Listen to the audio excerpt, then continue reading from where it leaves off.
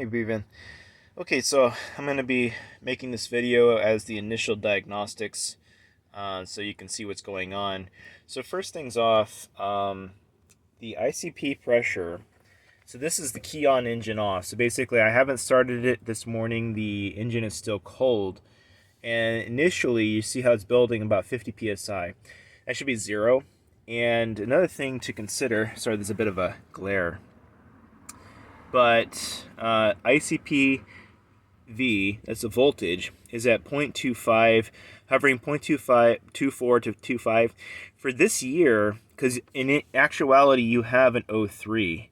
Unfortunately, this is what happens, but basically you have the production year of, where are you?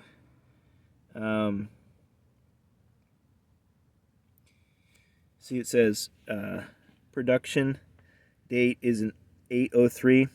And your engine does not have the ICP sensor on the passenger side valve cover. So this engine, it's in the very, very back of the engine next to the IPR valve. What that means is this is a 1-year design. And so unfortunately that makes things even more complicated because the high pressure oil rails and, as I mentioned, the ICP sensor, there's a lot of uniqueness about this year. And so certain differences. So one of those differences is the voltage for the ICP sensor.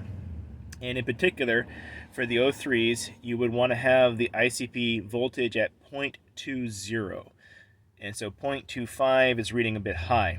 So that's very common, unfortunately, on these, and it's usually a wiring issue because the sensor is in the very back, and there's a lot of heat in that area. So the sensors start leaking, as well as the wire pigtail starts to get messed up.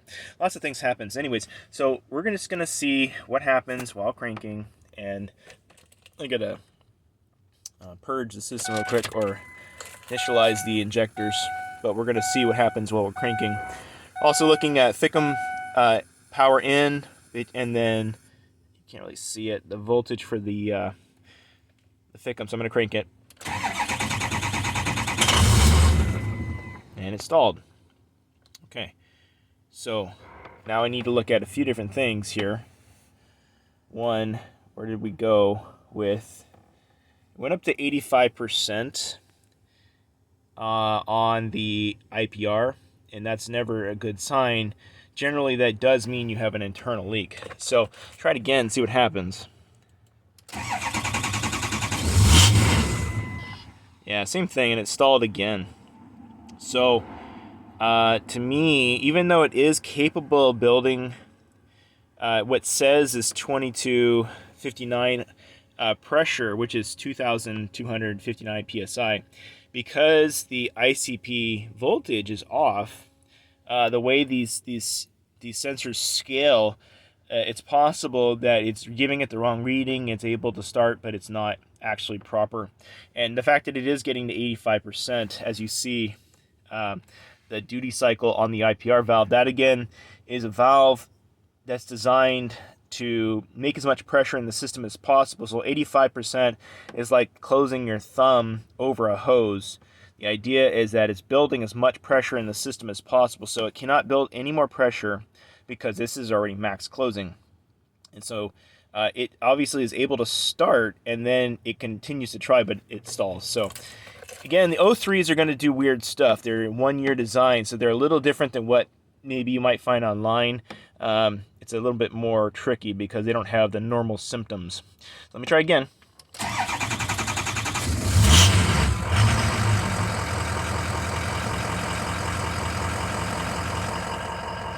And the IPR duty cycle is high because it's fighting a leak.